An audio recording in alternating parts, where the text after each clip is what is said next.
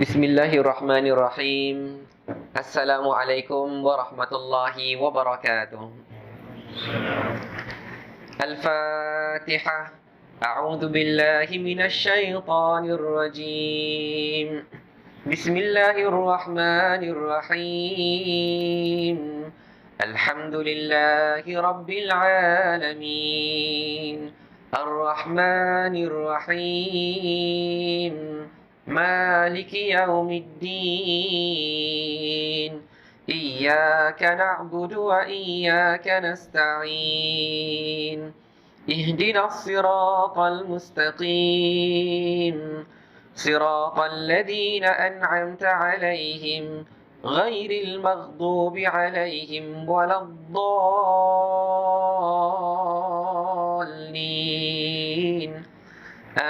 آمين.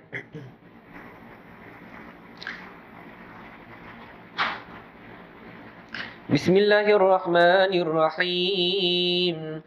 Alhamdulillahi rabbil alamin. Wassalatu wassalamu ala asyrafil anbiya'i wal mursalin wa ala alihi wa sahbihi ajma'in. Allahumma rabbana zidna ilman nafi'a warzuqna fahman wasi'a. اللهم افتح علينا حكمتك وانشر علينا من خزائن رحمتك يا أرحم الراحمين. رب اشرح لي صدري ويسر لي أمري واحلل عقدة من لساني يفقه قولي. اللهم يا معلم آدم علمنا ويا مفهم سليمان فهمنا. اللهم فقهنا في الدين وعلمنا التأويل. آمين آمين والحمد لله رب العالمين. Alhamdulillah wassalatu wassalamu ala Rasulillah. Apa khabar tuan-tuan dan puan-puan yang dirahmati Allah? Alhamdulillah, semoga sentiasa sihat walafiat insya-Allah. Semoga sentiasa dirahmati dan diberkati oleh Allah Subhanahu wa taala. Amin amin ya rabbal alamin. Pertama sekali marilah sama-sama kita panjatkan kesyukuran kepada Allah Subhanahu wa taala. Kerana pada malam ini alhamdulillah syukur pada Allah. Allah panjangkan lagi umur kita, Allah berikan kesihatan yang baik kepada kita. Allah kurniakan taufik dan hidayah kepada kita. Bahkan Allah bukakan hati kita dan Allah lapangkan masa kita hingga sama-sama dapat kita datang ke rumah Allah Subhanahu wa taala pada malam ini. Alhamdulillah, sama-sama dapat kita dirikan salat fardu maghrib secara berjemaah. Alhamdulillah, dan syukur pada Allah Subhanahu wa taala kerana pada malam ni dapat sama-sama kita bersua ya. Setelah kira-kira wallahu alam ada 5-6 bulan kot ya. Yang tempoh PKP yang tak ada kuliah tu dalam kira-kira 4 bulan lebih ya. Dan kuliah saya terakhir kat sini pun dah tak ingat dah, mungkin 5-6 bulan lah yang lepas. Dan alhamdulillah syukur pada Allah Subhanahu wa taala. Terima kasih pada Tuan Haji Khalil dan pihak surau yang menjemput saya untuk memberikan kuliah lah perkongsian pada malam ni. Dan saya dimaklumkan juga ada barisan ya, jawatan kuasa yang baru ya. Tahniah di atas pelantikan. Dan semoga surau ni dapat terus diimarahkan dengan majlis-majlis ilmu ya. Masya Allah kan. Dan saya tengok mungkin ada macam ada perubahan sikit. Kalau yang hari tu, tak ingatlah hari tu kaum muslimat kat sana kan, ke dah lama berubah? Ya, yang lelaki pun dah boleh solat situ ya. Ya saya.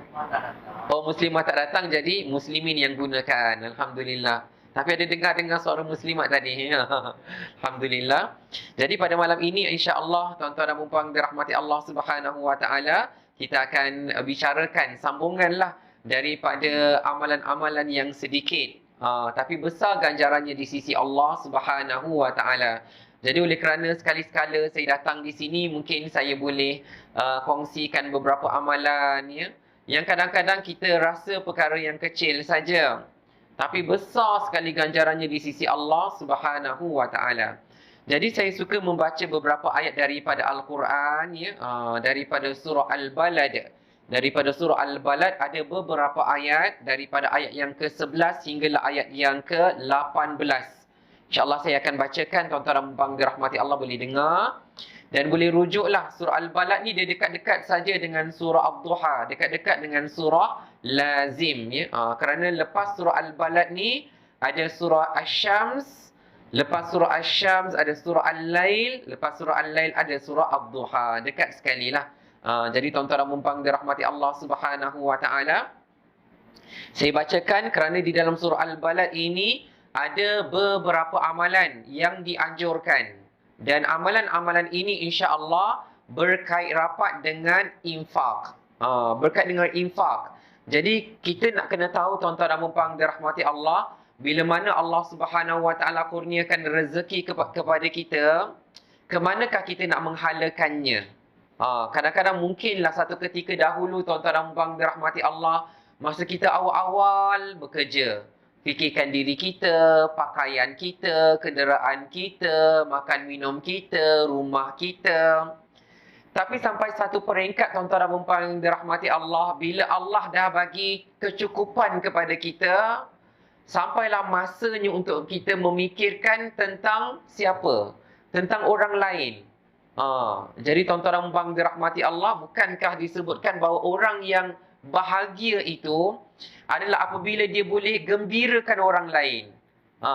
Jadi tidak mencukupilah sekadar kita ni, tuan-tuan dan puan dirahmati Allah, sampai satu tahap kita ni ibarat dah tepu dah. Ya, apa yang Allah bagi pada kita dah tepu dah. Kita nak happy macam mana lagi? Kan? Allah bagi pada kita makan, minum, hari-hari kita dapat makan, minum kan? Kita dah rasa biasa dengan rutin tu. Ya, dengan kecukupan yang Allah Subhanahu wa taala dah bagi pada kita. Alhamdulillah. Tapi sekarang ni, masya-Allah, bila Allah bagi kecukupan kepada kita, bagaimana kita nak rasakan kegembiraan itu kepada orang lain pula, masya-Allah. Ya, jadi insya-Allah tuan-tuan dan puan dirahmati Allah, saya bacakan dahulu beberapa ayat daripadanya. A'udzu billahi minasyaitonir rajim. Bismillahirrahmanirrahim. Falaqtahamal aqabah wa ma adraka mal aqabah. Fakku raqabah aw it'amu fi yawmin dhi masghabah yatiman dha maqrabah aw miskinan dha matrabah ثم كان من الذين آمنوا وتواصوا بالصبر وتواصوا بالمرحمة أولئك أصحاب الميمنة. Sadaqallahul Azim. Baik. Demikianlah beberapa ayat daripada surah Al-Balad, daripada ayat ke-11 hinggalah ke ayat yang ke-18. Dalam ayat-ayat inilah terkandung amalan-amalan yang saya ajak diri saya dan tuan-tuan dan puan-puan yang dirahmati Allah Subhanahu wa taala untuk kita cakna. Golongan-golongan ini tu ada dalam reda kita, ada dalam minda kita. Kita nak ambil berat pasal mereka. Insya-Allah. Jadi tuan-tuan dan puan dirahmati Allah Subhanahu wa taala, saya bacakan terjemahannya terlebih dahulu. Falaqtahamal aqabah. Ya, maka mengapakah mereka tidak menempuh jalan yang sukar itu? Jalan yang sukar itu. Wa ma adraka mal aqabah. Dan adakah kalian tahu apakah jalan yang sukar itu? Fakku raqabah, iaitu memerdekakan hamba. Fakku raqabah. Au it'amun fi yaumin dhi masghabah, ataupun memberi makan pada hari-hari kelaparan. Yatima dha maqrabah, atau anak-anak yatim yang ada hubungan karabat. Au miskina dha matrabah, ya, ataupun orang-orang miskin, ya, yang sangat fakir. ثم كان من الذين آمنوا وتواصوا بالصبر وتواصوا بالمرحمة. Dan dia tidak pula termasuk orang-orang yang beriman dan saling berpesan untuk bersabar dan saling berpesan untuk berkasih sayang. Ulaika ashabul maimanah. Maka mereka itulah orang-orang yang termasuk dalam golongan kanan. Ya? Golongan kanan ini adalah penghuni syurga Allah Subhanahu wa ta'ala. Baik. Jadi tuan-tuan dan puan dirahmati Allah, ayat ini kata para ulama, ya, Aqabah. Apa dia Aqabah? Sebagaimana kita sebutkan tadi, jalan yang sukar. Sebagian para ulama menyebutkan dia bukan sekadar jalan yang sukar. Jalan yang sukar ni macam mana? Disebutkan dia ibarat tanah yang tinggi, yang susah nak daki, kan?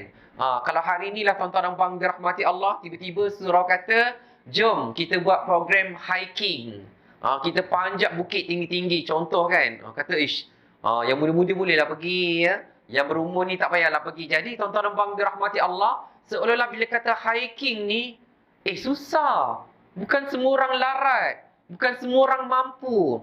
Macam itulah juga tuan-tuan dan puan dirahmati Allah, hakikat dekat dunia ni, kalaupun Allah Subhanahu wa ta'ala bagi rezeki kepada seseorang tu, belum tentu lagi dia mudah untuk infak. Nak bagi tahu Aqabah, dia susah. Tapi tuan-tuan dan puan dirahmati Allah, di sebalik kesusahan itu ada ganjaran yang besar. Contohlah tuan-tuan dan puan dirahmati Allah, kita bagi contoh hiking tadi kan. Kita yang tak larat ni kata tak apalah, korang pergilah. Ya. Tapi Masya Allah yang hiking ni, yang pergi bersusah payah sampai ke puncak, sampai ke puncak bukit tu, Masya Allah dia dapat lihat keindahan yang sangat cantik. Contohlah kan, ya, yang dia ada satu perasaan puas hati dia kan, Masya Allah, setelah berhempas pulas, setelah berpenat, akhirnya sampai juga ke puncak. Ada satu perasaan gembira sangat, Masya Allah. Jadi tuan-tuan dan puan dirahmati Allah, macam itulah Allah Subhanahu wa ta'ala nak gambarkan bahawa dalam ramai-ramai manusia ni, tak ramai orang boleh buat amalan-amalan ni. Tapi kalau dia buat juga amalan-amalan ini, Masya Allah, Allah akan kurniakan kedudukan yang istimewa bagi mereka. Dalam ayat ini Allah Subhanahu wa ta'ala sebutkan, mereka itulah ashabul maimanah, golongan yang kanan. Siapakah mereka? Mereka itu adalah penghuni-penghuni syurga Allah Subhanahu wa ta'ala. Saya nak shortcut sikit tuan-tuan dan puan dirahmati Allah, patutnya sampai kepada ayat tu baru ceritakan, ya, apa yang mereka dapat. Tapi saya nak shortcut. Saya nak bagi tahu tuan-tuan dan puan dirahmati Allah, ada seorang ulama tafsir nama dia Syekh Muhammad Ali Anshanqiti hafizahullah taala, dia bagi tahu, siapa yang boleh lakukan amalan-amalan ini dan pernah lakukan amalan-amalan ini, jangan tinggal lagi. Jangan tinggalkan lagi. Sebab apa? Allah Subhanahu wa ta'ala sedang membimbing dia menjadi ashabul maimanah. Allah sedang membimbing dia, Allah sedang letak dia di jalan yang menuju ke syurga Allah Subhanahu wa ta'ala.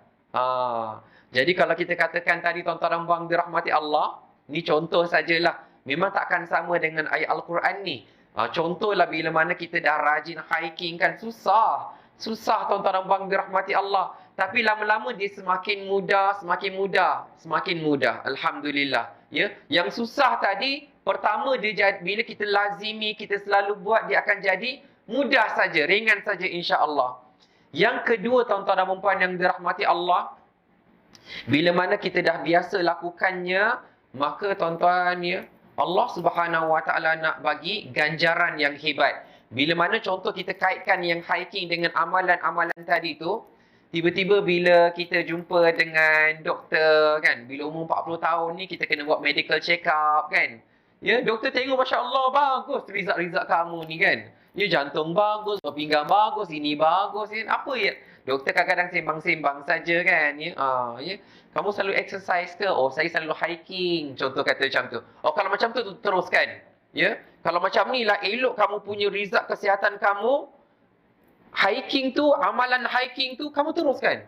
InsyaAllah kamu akan sentiasa sihat. Jadi tuan-tuan dan puan dirahmati Allah. Tapi itu dalam analogi sajalah. Tapi yang kita nak ceritakan ni tuan-tuan dan puan dirahmati Allah, bila kita dah lakukan amalan tu dan amalan tu menjadi mudah untuk kita, jangan tinggal lagi. Tapi kalau kita dah lama tinggalkan, cuba kita kenang-kenanglah. Dulu saya pernah macam ni, dulu saya pernah macam ni, dan cuba buat lagi. Baik. Jadi tuan-tuan dan puan dirahmati Allah, Allah Subhanahu Wa Taala tanya, "Wa ma adraka mal aqabah?" Kamu tahu tak aqabah tu apa? Yang menempuh jalan yang sukar, tapi besar ganjarannya. Tahu tak apakah aqabah itu? Yang pertama, fakku raqabah. Fakku raqabah, iaitu kamu memerdekakan hamba. Kamu memerdekakan hamba. Baik.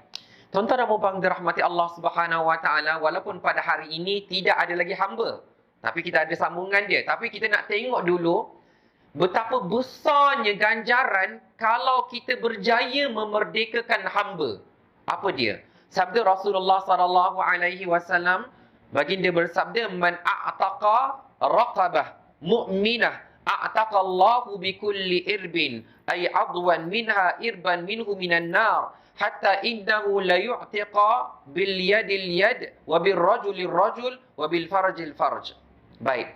Tuan-tuan dan dirahmati Allah, disebutkan barang siapa yang memerdekakan seorang wanita hamba yang beriman, maka Allah akan membebaskan untuk setiap anggota tubuhnya, satu anggota tubuh orang yang membebaskan dari api neraka, sehingga dia dapat membebaskan tangannya dengan tangan budak hamba perempuan tadi, kaki dengan kakinya, dan kemaluan dengan kemaluannya. Maksudnya apa, tuan-tuan dan puan dirahmati Allah? Bila kita dekat dunia ni, tuan-tuan dan puan dirahmati Allah, kan, kita boleh merdekakan seorang hamba tu. Jadi dia jadi bebas. Seluruh anggota dia jadi bebas, dah jadi merdeka.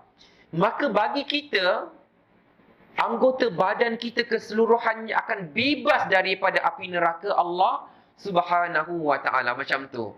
Jadi kalaulah hari ini wujud hamba-hamba, kita beli dia, kemudian kita merdekakan dia, ibarat kita memerdekakan diri kita daripada neraka Allah Subhanahu Wa Taala. Masya Allah, besar ganjaran dia.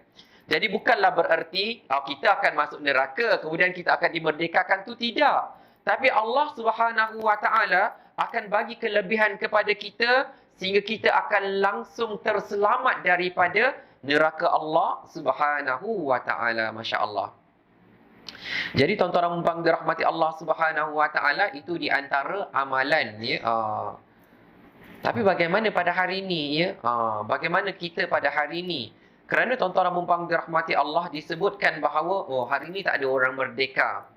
Tapi Masya Allah, para ulama tafsir pada hari ini, mereka meluaskan skop hamba tu. Dengan mengatakan hamba ni apa definisi dia dan apa yang dia alami.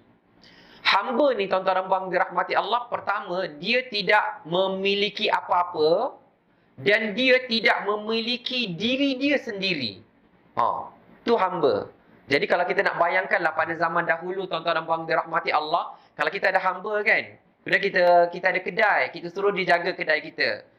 Kemudian dia jual belilah. Tiba-tiba tuan-tuan dan puan dirahmati Allah, dia seorang hamba Allah, dia beli RM15 saja. Kemudian dia bayar RM20. Dia kata, keep the change. Ambillah baki tu.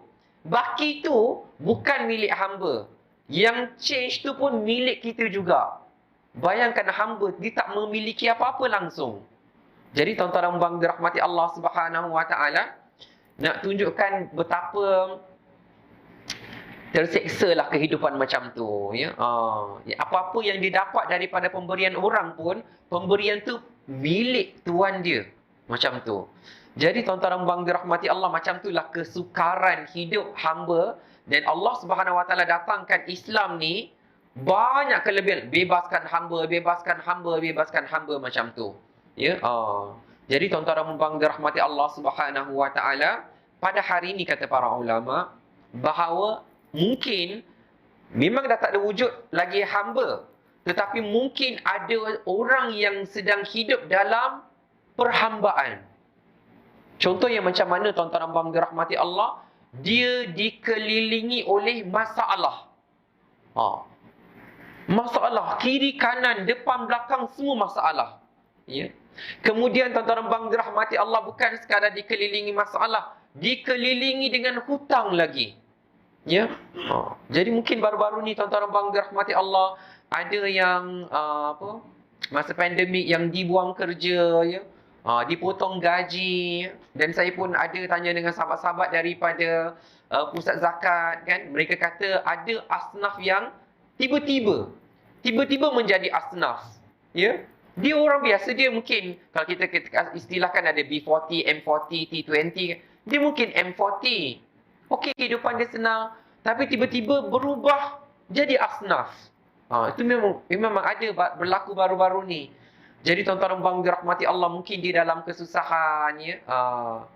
Jadi tuan-tuan dan puan dirahmati Allah, ada orang yang dalam kesusahan, dikelilingi masalah, dikelilingi dengan hutang, sehingga dia mengambil jalan untuk bunuh diri saja.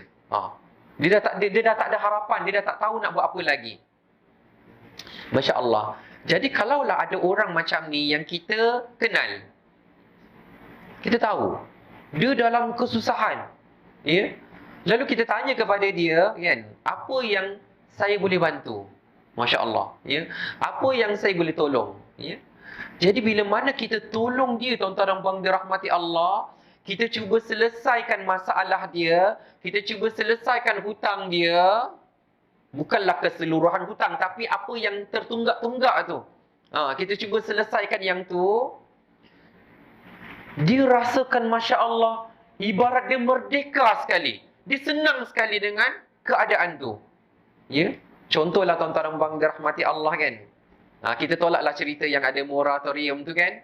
Kita contohlah seseorang tu, kalau moratorium tu mungkin kalau dia bayar loan rumah. Tapi ni bukan loan rumah, dia sewa rumah. Kemudian penyewa tu, tuan rumah tak boleh bagi moratorium kat dia. Kan? Tak boleh nak bagi. Jadi dia kata kalau 3 bulan tak boleh bayar, awak kena keluarlah daripada rumah ni. Jadi orang ni dalam kesusahan dengan anak bini dia, kan. Kata fikir anak dia macam mana ni. Kita tak tahu nak pergi mana lepas ni, kan.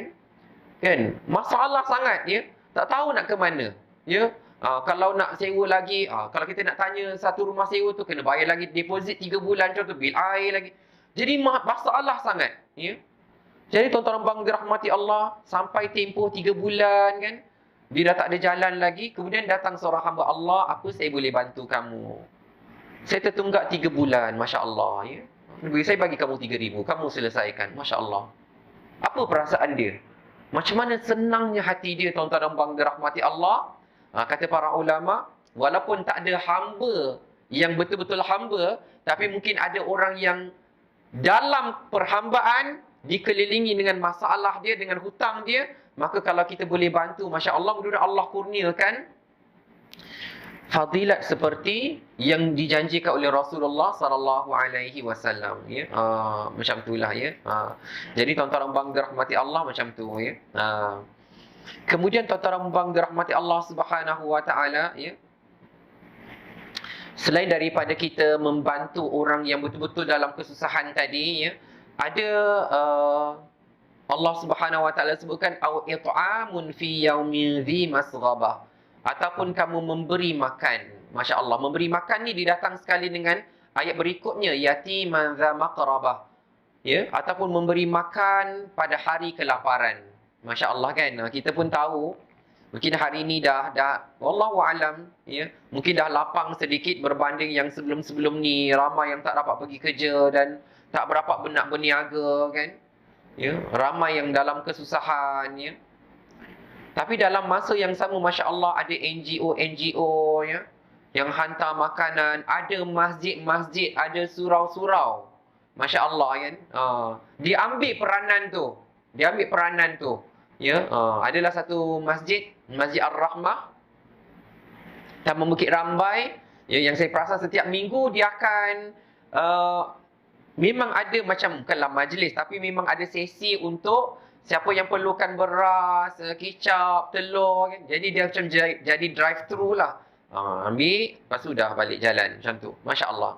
Inisiatif, kan. Sebab kalau kita dah buat persorangan, mungkin kita susah, ya. Tapi kalau kita buat atas nama masjid, atas nama surau, Masya Allah, kan. Jadi orang datang pun himpunkan kat sini. Nak tunjukkan betapa hebatnya agama Islam ni, Masya Allah kan. Masjid ni peranan dia bukanlah sekadar untuk solat saja, ya, untuk majlis ilmu saja. Tapi kat sinilah kalau ada orang yang kesusahan, ya, dia datang masjid, selesai masalah dia. Masya Allah. Ya, datang surau, selesai masalah dia. Ya, hebat. Ya. Jadi tuan-tuan dan puan dirahmati Allah, disebutkan bahawa memberi makan kepada orang yang kelaparan, yang kesusahan kan. Jadi tuan-tuan dan puan dirahmati Allah, kalau kita dengar contohlah kita buat kempen kan, insya-Allah hari Minggu ni kan, hari Minggu ni ataupun contohlah 19 hari bulan nanti Maulidur Rasul, siangnya kita ada buat majlis sikit, kita nak agih-agihkan makanan. Jadi tuan-tuan dan puan dirahmati Allah, kita ni apa saya nak bagi, apa saya nak bagi, surau plan macam mana, nak bagi beras ke, nak bagi duit ke, kan, ataupun kita bagi duit nanti surau beli beras ke. Kita ambil part, kita ambil bahagian. Kita ambil bahagian, tuan-tuan dan puan dirahmati Allah. Ni jalan yang sukar yang disebutkan dalam Al-Quran ni susah. Tapi siapa yang buat juga, Masya Allah, ada ganjaran yang besar. Nanti kita akan ceritakanlah ganjaran-ganjaran dia kan. Kemudian tuan-tuan dan puan dirahmati Allah, kalau kita kenal di sekeliling taman kita ni kan, kampung-kampung dekat-dekat dengan kita ni ada anak-anak yatim. Masya Allah kan. Ni satu orang kata inisiatif lah kan. Bukan semua yang sanggup nak ambil berat tapi kalau kita boleh ada list, tuan-tuan dan puan dirahmati Allah, ada list fakir miskin, ada list, ada senarai nama lah, senarai alamat rumah, ada anak-anak yatim, ya. Kita ada senarai ibu-ibu tunggal, Masya Allah kan. Dan kita pun tahu hari ini, tuan-tuan dan puan dirahmati Allah kan, hari-hari kematian demi kematian kan, ramai yang mungkin ada juga yang meninggal dunia yang muda-muda, ya. Jadi mereka meninggalkan ibu tunggal, anak-anak yatim. Masya Allah, ini peluang tuan-tuan dan puan dirahmati Allah untuk kita salurkan apa yang Allah dah bagi rezeki kepada kita untuk kita infakkan. Masya Allah. Kemudian tuan-tuan dan puan dirahmati Allah, sekiranya perkara ni pula berlaku dalam keluarga. Ya, kalau adalah ya, saudara-saudara ke, sepupu-sepupu ke, yang kematian ayahnya. Sedangkan ayah tu lah yang menyara keluarga dia. Jadi tuan-tuan dan puan dirahmati Allah, anak yatim tu dalam kaum kerabat kita, itu kita utamakan. Masya Allah. Rasulullah SAW bersabda, as-sadaqatu 'alal miskin sadaqah, wa 'ala dzir rahim ithnatan, sadaqatan wasilah. Ya, disebutkan bahawa bila mana kita sedekah kepada orang miskin, itu baik sekali. Ya, tapi dikira sebagai satu sedekah. Pahalanya pahala sedekah sajalah. Dan pahala sedekah kita tahu, ya, satu yang kita infakkan Allah Subhanahu Wa Taala akan gandakan berapa? Ya, 700 kali ganda. Masya Allah, ya. Allah Subhanahu Wa Taala berfirman, "Mathalul ladzina yunfiquna amwalahum fi sabilillah kamathali habbah." Perumpamaan orang-orang yang menginfakkan hartanya ke jalan Allah Subhanahu Wa Taala itu ibarat satu biji benih. Ya, kamathali habbah. Habbatin ambatat sab'a sanabila fi kulli sumbulatin mi'atu habbah. Daripada satu biji benih tu keluar 7 tangkai. Masya Allah, ya. Daripada satu biji benih tu keluar 7 tangkai. Dan pada setiap tangkai itu ada 100 biji yang lain. Maksudnya kalau ada 7 tangkai jadi 700 kali ganda. Tapi itu pahala sedekah. Tapi bila mana kita sedekah kepada kaum kerabat, kepada keluarga, kenalan-kenalan kita kan. Jadi tuan-tuan dan puan dirahmati Allah, tanya, yang dia tu macam mana keluarga dia kan. Tanya kan. Ya. Bukan sekadar takziah sajalah, tuan-tuan dan puan dirahmati Allah kan. Lebih-lebih lagi kita dengar kata ada anak kecil kan. Ada anak kecil lagi, ada yang baru lahir lagi kan. Jangan tanya khabar saja, bukan takziah saja, ya. Tapi kita hulurkanlah bantuan, ya. Ini galakan, ini inisiatif tuan-tuan dan puan dirahmati Allah. Dalam arti kata lain, tak menunggu diminta. Sialah yang kita tolonglah, kita orang tolonglah. Ya, setakat yang saya tahu ni tuan-tuan dan puan dirahmati Allah, budaya orang kita tak meminta-minta. Ya. Kan tolonglah kan. Tapi tuan-tuan dan puan dirahmati Allah, biasanya mereka diam saja. Mereka tu kalau kita tanya pun kadang-kadang ada yang malu nak cakap ya. Tapi tak payah tanya tuan-tuan dan puan dirahmati Allah, bagi sajalah ya. Bagi saja, masya-Allah ya. Kemudian tuan-tuan dan puan dirahmati Allah, au miskina dza matrabah, ataupun orang yang miskin atau orang fakir, ya, yang disebutkan oleh Al-Imam Ibn Kathir, yang tidur beralaskan tanah saja. Katakan gelandangan lah tuan-tuan dan puan dirahmati Allah ya. Disebutkan ataupun orang miskin yang mempunyai hutang. Hutang dan dalam keadaan betul-betul memerlukan. Masya-Allah. Jadi tuan-tuan dan puan dirahmati Allah, macam saya katakan awal-awal tadi lah kan ya. Sampai satu peringkat, alhamdulillah Allah bagi kecukupan pada kita. Maka sampai satu stage tu tuan-tuan dan puan dirahmati Allah, mulalah fikir untuk orang lain. Fikirkan.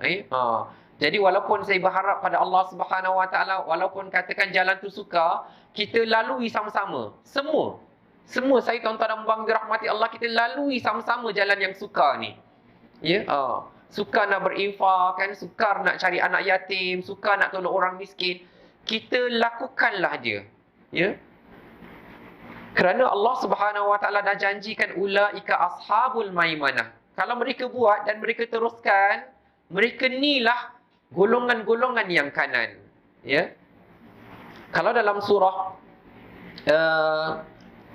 Al-Insyiqaq, bila mana Allah Subhanahu Wa Taala bagi tahu tentang golongan yang kanan ini, ya, Allah Subhanahu Wa Taala menggambarkan bahawa mereka adalah golongan yang akan gembira dalam syurga Allah Subhanahu Wa Taala bersama-sama dengan keluarga mereka. Masya-Allah. Ya.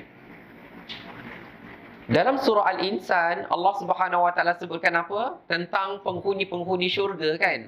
Kalau kita baca, kalau kita dengar pada hari Jumaat kan, bila mana imam membaca surah As-Sajadah, kemudian baca surah Al-Insan, surah Al-Insan tu cerita tentang syurga. Masya-Allah, ya. Jadi ada justifikasi dia, ada signifikan dia kenapa tiap-tiap hari Jumaat diceritakan. Kita dengarlah. Ceritanya bukan cerita tentang orang lain. Surah Al-Insan tu cerita tentang kita. Masya-Allah. Kenalah suka mendengarnya. Allah Subhanahu Wa Taala bagi tahu keindahan syurga Allah Subhanahu Wa Taala, air-air yang mengalir di dalamnya, orang-orang yang meminumnya, masya-Allah. Dan Allah Subhanahu Wa Taala bagi tahu, ya, macam mana mereka-mereka ni, penghuni-penghuni syurga ni boleh ada dalam syurga Allah. Ataupun kalau kita nak tadabbur kan, kita nak rasa macam mana kita-kita ni boleh jadi penghuni syurga Allah Subhanahu Wa Taala. Apa yang kita buat dekat dunia dulu? Apa yang kita buat kat dunia dahulu? Ceritanya macam ni lah tuan-tuan dan puan dirahmati Allah. Macam saya nak ajak kan, kalau kita baca surah Al-Insan tu, watak-watak tu watak kita. Ya, watak tu adalah watak kita. Dan kitalah yang berada dalam syurga. Tapi dalam watak tu dia ada flashback. Dia ada flashback dekat dunia apa dia buat. Jadi kalau benarlah tu watak kita, dalam diary hidup kita dekat dunia ni kena ada amalan-amalan tu. Kenalah ada amalan-amalan tu. Kalau tak ada amalan-amalan tu, maka kita bukanlah watak tu. Jadi apa yang watak tu sebutkan? Ya, Allah Subhanahu Wa Taala sebutkan wa yut'imuna at'ama 'ala hubbihi miskinan wa yatiman wa asira. Ada nama-nama golongan ni. Kata Allah Subhanahu Wa Taala, mereka ni masuk dalam syurga Allah sebab apa? Sebab mereka di dunia dahulu, flashback kan, diorang kat dunia dahulu bagi makan, wa yut'imuna ta'am, bagi makan kepada siapa? Miskinan, kepada orang-orang miskin. Cek balik tuan-tuan dan puan dirahmati Allah, last kali tolong orang miskin tu bila? Ya, kalau dia minta tolong kita tu senanglah kita ingatkan. Tapi yang kita willing, kita sendiri, nak tanyalah ada tak orang miskin sini. Ya, yang saya nak bagilah sikit, bukan bagi banyak, bagi dalam RM50 ke, RM20 ke.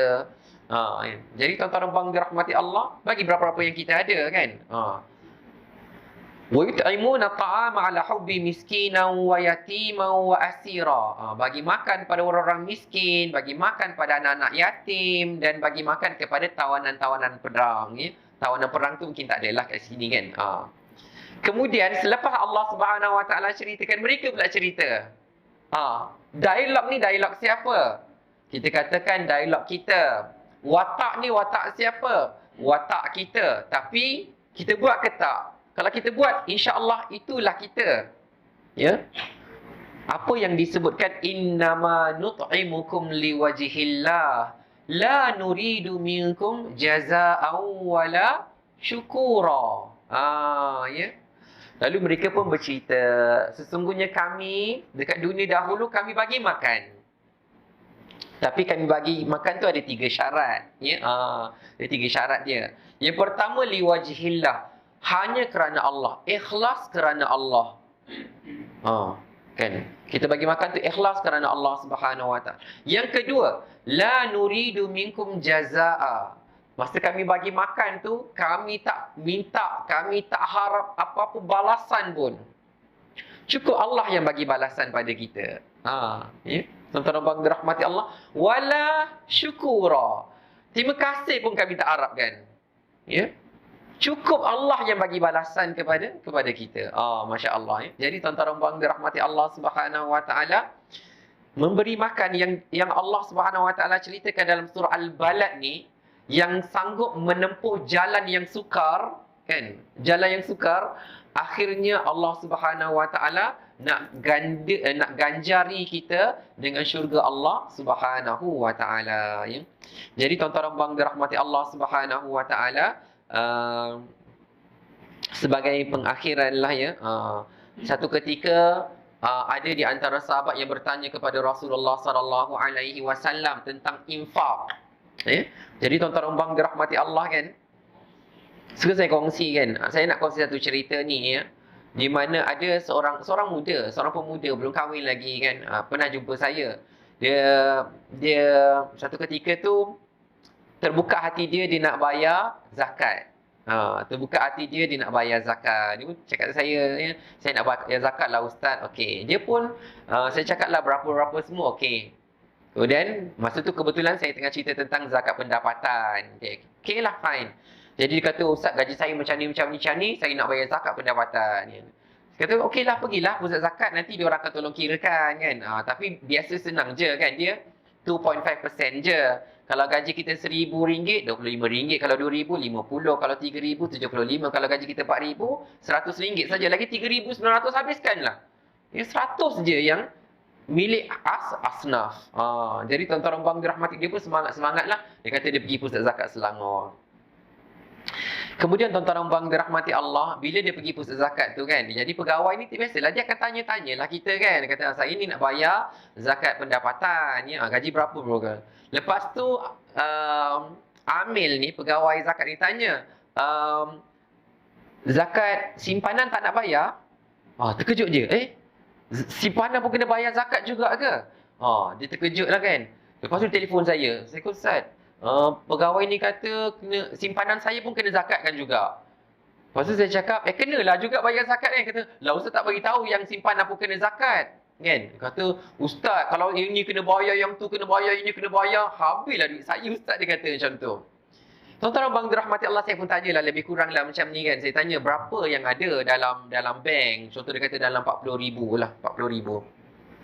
Ya, kalau 2.5% tu kira-kira RM1,000 lah, kan. Jadi tuan-tuan, dia rasa macam besar tu. Dah lah yang pendapatan pun nak kena bayar, yang simpanan pun nak kena bayar. Lepas tu dia kata apa kat saya? Dia kata, Ustaz, saya risaulah yang 40,000 ni, nanti kalau saya nak beli ni ke, saya nak beli tu ke, saya kena beli ni, nanti kalau ada emergency ke macam mana? Saya tanya kat dia, tuan-tuan dan puan dirahmati Allah, yang 40,000 ni dah berapa lama dah? Kata dah 4-5 tahun dah saya simpan, tak usik-usik. Masya Allah. Apa maksud dia? 4-5 tahun duit tu tak berusik, kan? Maksudnya dia tak ada emergency. Apa maksudnya? Allah selamatkan kita. Kalau Allah Subhanahu Wa Taala kalau nak jadi apa-apa, kan, nak jadi apa-apalah, kan, ya. Setakat 78,000 keluar sekali jalan tu, boleh terjadi kalau nak jadi. Tapi ada 4-5 tahun dah berlaku ni, tak ada apa-apa jadi. Apa maksudnya? Maksudnya Allah dah jaga kamu, Allah bagi perlindungan pada kamu. Takkanlah dengan sedikit zakat tu kamu tak boleh nak terima kasih pada Allah Subhanahu Wa Taala. Terus bayar zakat dia. Masya Allah. Lepas tu beberapa tahun saya tanya kat dia macam mana? Alhamdulillah. Yang dia takut-takut, yang dia kata, habis tu kalau emergency macam mana Ustaz? Kalau jadi macam ni macam mana Ustaz? Masya Allah. Bila dia bayar zakat ni, Allah cover yang lain-lain tu. Masya Allah. Jadi tuan-tuan bang dirahmati Allah Subhanahu Wa Taala, berbaliklah kepada kisah tadi itu kan. Bila ada sahabat bertanya, ya, dan kisah itu dirakamkan dalam Al-Quran, pertanyaan tu. Allah Subhanahu Wa Taala berfirman, yas'alunaka madza yunfikun. Wahai Muhammad, mereka bertanya kamu tentang infak. Mereka bertanya kepada kamu tentang infak. Kalau ada duit, tuan-tuan bang dirahmati Allah, nak infak pada siapa? Ya, nak infak pada siapa? Ada seorang ustaz, ya, Ustaz Syafiq Basalamah, dia pernah sebut, ya, siapa-siapa yang meninggal dunia dalam keadaan duit dia tu berjuta-juta, dia rugi sekali. Ya. Kalau dia meninggal dunia kan, dia ada ratus-ratus ribu kan, ya. Ya. Dia rugi sekali tuan-tuan bang dirahmati Allah. Yang kita tahulah memanglah kita nak faraid, harta tu faraid kan.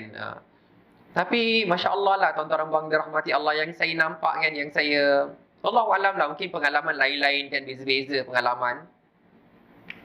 Bila dah sampai satu tahap kan, tuan-tuan bang dirahmati Allah, kita dah kerja, kita dah kita dah ada keluarga kan. Kita ni suami kan, kita ni tanggungjawab, kita fikir tanggungjawab untuk anak-anak kita tau. Jadi kita dah tak fikir lagi, kalau bapak aku meninggal dunia, aku dapat apa kan, dapat tanah ke, dapat, kita macam berharap-harap pula pada tanah, harta orang lain. Kan? Jadi tuan-tuan bang dirahmati Allah, saya cuma nak bagi tahu kan, kalaulah anak-anak kita tu dah ada kerjaya kan, kita ni tak payahlah nak sampai juta-juta lah duit kita tu, tak payah. Ya, tak payah sangatlah. Sebab apa? Sebab bila mana kita dah faraidkan kan, kalau kita dapat anak-anak yang soleh, alhamdulillah, ya. Masya Allah, nak tu buat duit ni, kita nak buat apa? Kita buat masjid, kita buat surau. Macam kalau tak silap saya, kalau yang MH yang mana tu, MH yang terempas ke, yang hilang tu kan, bila dia orang kumpulkan duit dapat pampasan, Masya Allah, buat satu masjid terus. Kalau dapat anak-anak macam tu bagus, tuan-tuan bang dirahmati Allah kan. Jadi meninggal dunia pun, meninggalkan harta yang banyak pun, ada saham akhirat. Tapi kalau anak-anak yang kata, insya Allah dapat duit arwah ayah lah kan, kita nak renovate apa, nak renovate sini, kita nak tukar kereta, mungkinlah kurang sikit lah manfaat dia. Padahal yang duit yang ratus-ratus ribu tu, yang kumpul tu kita kan.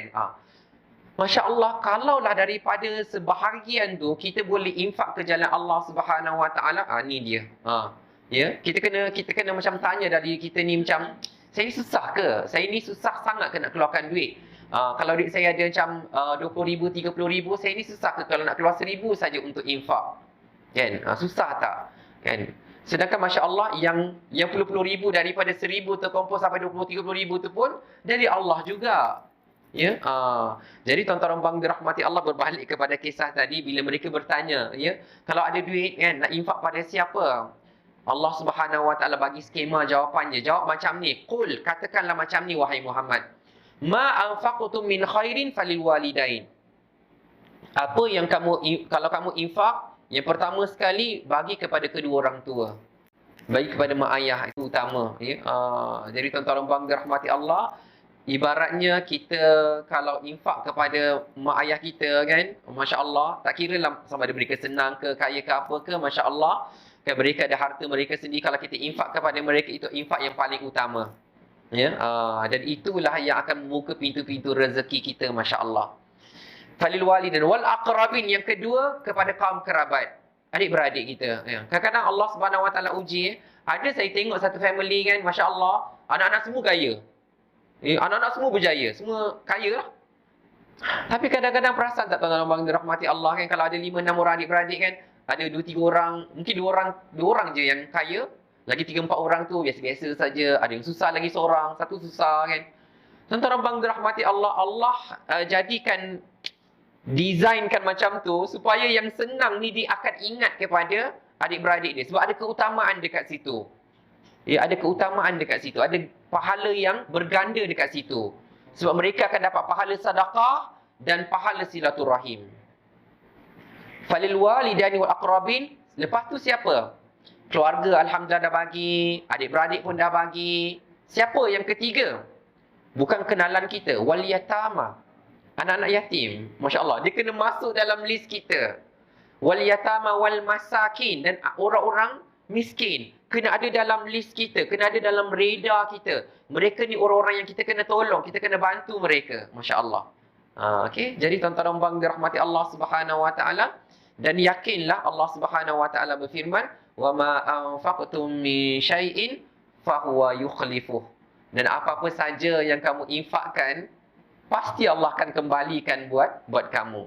Sebab itu sabda Rasulullah sallallahu alaihi wasallam, bagi dia bersabda, tak akan kurang harta disebabkan oleh sedekah. Jadi tuan-tuan dan puan dirahmati Allah, kalau kita rujuk kepada surah Al-Balad tadi tu, ada beberapa golongan lah. Golongan hamba yang mungkin dikelilingi masalah ataupun dikelilingi dengan hutang. Qiyaslah kepada hamba. Memang mereka tu bukan betul-betul hamba, tetapi kita tengokkan keadaan dia hampir-hampir sama. Bila orang miskin, anak-anak yatim, orang-orang fakir, maka saya nasihatkan diri saya dah, dan tuan-tuan dan puan dirahmati Allah, jadikanlah mereka tu, kalau setiap kali kita dapat gaji, kan, kalau kita dapat gaji tu, dalam slip gaji kita tu, kita jadikanlah sebahagian daripada gaji tu ada list di orang lain. Kalau contoh nak bagi ayah berapa, nak bayar kereta berapa, nak bayar loan rumah berapa, untuk isteri berapa, untuk anak berapa, kan, ada belanja-belanja tu kan. Ada untuk fakir, miskin, ada untuk anak-anak yatim, ada untuk ibu tunggal dan sebagainya. Mudah Allah Subhanahu wa taala berkati rezeki kita. Allah akan bagi cukup kepada kita. Bahkan Allah akan tambah lebih lagi untuk kita, insya-Allah, ya. Jadi tuan-tuan dan puan dirahmati Allah Subhanahu wa taala, nampak dah terlebih masa kan. Tapi saya buka lah kalau ada soalan-soalan daripada tuan-tuan dan puan dirahmati Allah, nak tanya kan, berkaitan dengan yang kita belajar pada malam ni. Saya silakan tuan-tuan dan puan dirahmati Allah. Adakah? Ya, saya.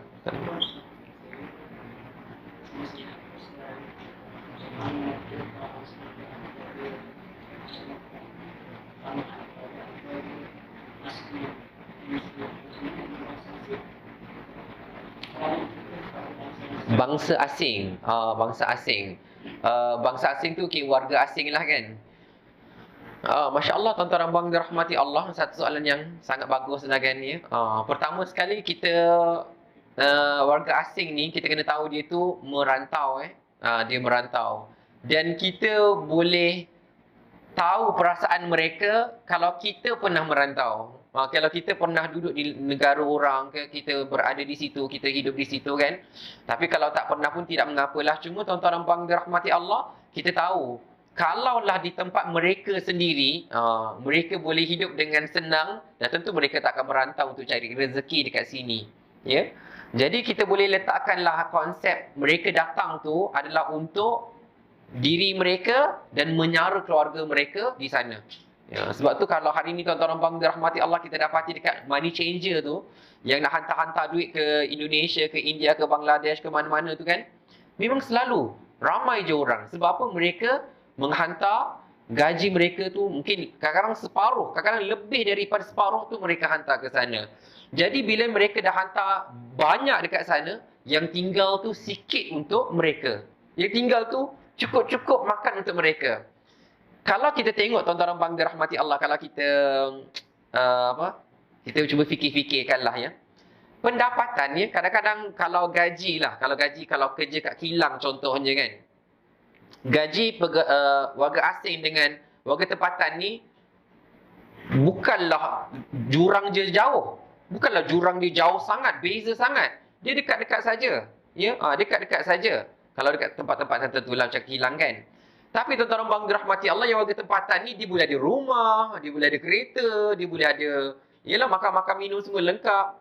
Tapi yang warga asing ni, kalau kita pernah pergilah tempat penginapan diorang tu, kan, daripada diorang sewa rumah yang elok-elok tu, mereka akan duduk ramai-ramai kan, sempit. Kenapa? Nak minimizekan, nak kurangkan, paling minimumkan perbelanjaan mereka tu.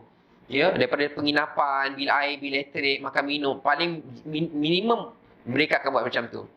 Jadi tuan-tuan dan puan dirahmati Allah, sekalipun kita nampak secara zahir ni mereka tu macam okey-okey je kan. Tapi kita kena tahulah yang sebenarnya ada di antara mereka tu yang ikat perut, ya.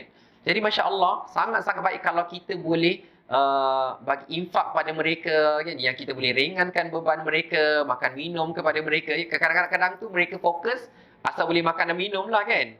Jadi kalau Masya Allah, yang saya boleh nampak, kalau dalam ya, ibadah korban kan, rajin diorang tuan-tuan dan puan dirahmati Allah datang sebab ya, yelah dapat pun daging pun dia dapat sebahagian daging kan. Tolong-tolong dapat daging masya-Allah. Maksudnya mereka suka kalau dapat. Tinggal lagi raya korban tu setahun sekali sajalah kan. Tu nampak semangat waktu tu. Tapi kalau selalu ada korban, dan tentulah selalu diorang akan datang. Tapi tuan-tuan dan puan dirahmati Allah, tak perlulah kita nak macam menunggu mereka meminta, dan jarang sekali lah nampak mereka tu meminta kan. Jadi kita yang sediakan, Masya Allah kan. Masya Allah kita sediakan. Ada satu bukan ruang macam beras 5 kilo, 5 kilo kan. Kita boleh bagi pada mereka dan mudah-mudahan jadi dakwah yang baik lah ya. Malaysia ni negeri yang baik. Kalau dia ada generasi yang lepas ni akan datang kan. Kata-kata Masya Allah bagus kalau datang Malaysia pun orang-orangnya baik ya. Orangnya pemurah ya. Kalau lah tuan-tuan dan puan dirahmati Allah pernah dengar lah. Kalau pernah dengar ataupun pernah merasai kan. Pernah tak dengar kalau kita pergi umrah bulan Ramadan, tak payah ada belanja makan minum. Sebab apa? Buka puasa free, makan pun sahur pun free. Nampak tak macam kita, kalau macam tu best lah pergi Ramadan. Memang best pergi Ramadan. Orang dekat Madinah buat macam tu. Jadi macam mana kita rasa best kita diberi makan dekat sana tu, samalah juga macam mana orang-orang asing tu rasa best bila mana diorang ada dekat sini. Masya Allah kan. Cuma macam itulah ulasan saya.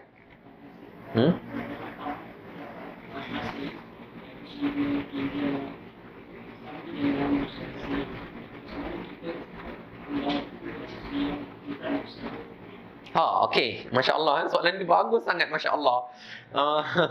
Kalau misal kata yang warga asing tu ada yang non-Muslim lah kan. Masya Allah ya. Jadi nak jawab soalan tu saya nak cerita satu kisah ya. Kisah yang betul-betul terjadi di Arab Saudi. Ya. Kalau tak silap saya sama ada di Riyadh ataupun di Jeddah benda ni terjadi. Masya Allah.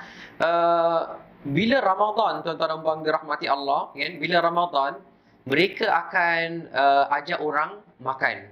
Ya, mereka akan ajak makan ya. Tak silap saya di Jeddah lah sebab di Jeddah tu ramai orang yang non-Muslim ramai. Ya. Jadi tuan-tuan dan puan dirahmati Allah, bila ada satu masjid berhampiran dengan kawasannya macam kata penempatan apa asrama orang-orang asing ni kan, warga asing ni kan. Jadi diorang jemput saja. Jemput saja, buka puasa tu tak kisah ke Muslim ke tak non-Muslim ke, makan saja. Dan waktu tu ramai orang Filipin. Dan mereka tu bukanlah beragama Islam. Tapi Masya Allah tuan-tuan dan puan dirahmati Allah, sehari ajak makan, 2 hari kan. Sampailah lama-lama benda tu terjadi. Akhirnya yang pekerja-pekerja asing ni Masya Allah kan, mereka sendiri nak masuk ke dalam agama Islam. Masya Allah kan. Tanpa dakwah, tak ada siapa-siapa pun ajak ya. Hanya bagi makan saja Masya Allah. Jadi tuan-tuan dan puan dirahmati Allah, berkaitan dengan kita membantu ni kan. Pertama kita bantu ikhlas kerana Allah Subhanahu Wa Taala. Mungkin dengan doa mudah-mudahan yang dapat terima bantuan tu dapat hidayah daripada Allah kan. Kita doalah macam tu. Cuma tanpa membeza-bezakan, sama saja. Sama saja. Ya, kalau misal kata ada kat sini contohnya ada orang Islam yang kita nak bantu ya. Tapi oleh kerana ada juga bangsa-bangsa yang lain, maka kita bantu saja. Kita bagi sama saja, Masya Allah. Ya, jadi mudah-mudahan boleh jadi asbab lah, kita tak tahu ya. Mungkin jadi asbab hidayah kepada mereka ya. Sebab kadang-kadang masa saya pernah jumpa mu'allaf, saya jumpa mu'allaf dan saya pernah memang bagi ceramah pada yang perkim kan. Ada yang bagi tahu saya tuan-tuan dan puan dirahmati Allah, masuk Islam tu sebab apa? Sebab dia kata tak pernah ada dalam agama mereka buat macam ni. Itu saja. Amalan, ada satu amalan kebaikan, contohlah macam berbuka puasa tadi. Amalan ni tak pernah ada dalam agama dia. Jadi bila dia tengok amalan ni ada, dia tertarik sekali masuk ke dalam agama Islam. Masya Allah. Jadi tuan-tuan dan puan dirahmati Allah Subhanahu Wa Taala, suka saya akhirilah kita punya dengan soalan tadi tu. Rasulullah sallallahu alaihi wasallam bersabda, "Ar-rahimuna yarhamuhumur rahman." Orang-orang yang penuh dengan kasih sayang ya, tak kisah dia bagi kasih sayang ya, dia bantu siapa-siapa saja, akan selalu dikasihi oleh Allah Subhanahu Wa Taala yang Maha Penyayang. Kalau kita ni sifat kita penyayang, kan? Kita suka berkasih sayang, kita suka bantu orang lain, Allah yang Maha Penyayang akan sayang pada kita. Kemudian Rasul berkata, irhamu man fil ard yarhamkum man fis sama. Kasihilah orang-orang yang ada di muka bumi ini, nescaya kalian akan dikasihi oleh penduduk di langit. Ya? Masya Allah, kan? Jadi tuan-tuan dan dirahmati Allah Subhanahu Wa Taala, mudah-mudahan ya, sedikit perkongsian tentang surah Al-Balad ni memberikan ilmu lah kepada kita, kan? Jalan yang sukar tu, marilah sama-sama kita tempuhi, kan? Marilah sama-sama kita tempuhi aqabah itu. Jalan yang sukar itu, amalan yang sukar itu, tapi ganjarannya cukup besar di sisi Allah Subhanahu Wa Taala. Maka yang baik itu datang daripada Allah Subhanahu Wa Taala, yang salah, yang silap daripada kelemahan diri saya sendiri, saya mohon ampun daripada Allah dan mohon kemaafan daripada tuan-tuan dan puan dirahmati Allah. Wa barakallahu fikum wa jazakumullahu khairan katsira. Terima kasih pada tuan-tuan dan puan yang dirahmati Allah. Dan terima kasih juga pada mereka yang menonton secara live daripada Facebook page Surau Taman Payung Rumput. Mudah-mudahan kita semua diberkati oleh Allah Subhanahu Wa Taala. Kita akhiri majlis kita dengan tasbih kafarah dan surah Al-Asr. Bismillahirrahmanirrahim. Wal 'asr innal insana lafi khusr illa alladhina amanu wa 'amilus salihat وتواصوا بالحق وتواصوا بالصبر سبحانك اللهم وبحمدك أشهد أن لا إله إلا أنت أستغفرك وأتوب إليك بسم الله الرحمن الرحيم الحمد لله رب العالمين والصلاة والسلام على أشرف الأنبياء والمرسلين وعلى آله وصحبه أجمعين اللهم إنا نسألك علما نافعا ورزقا طيبا وعملا متقبلا ربنا آتنا من لدنك رحمة وهيئ لنا من أمرنا رشدا ربنا آتنا في الدنيا حسنة وفي الآخرة حسنة وقنا عذاب النار وصلى الله على سيدنا محمد وعلى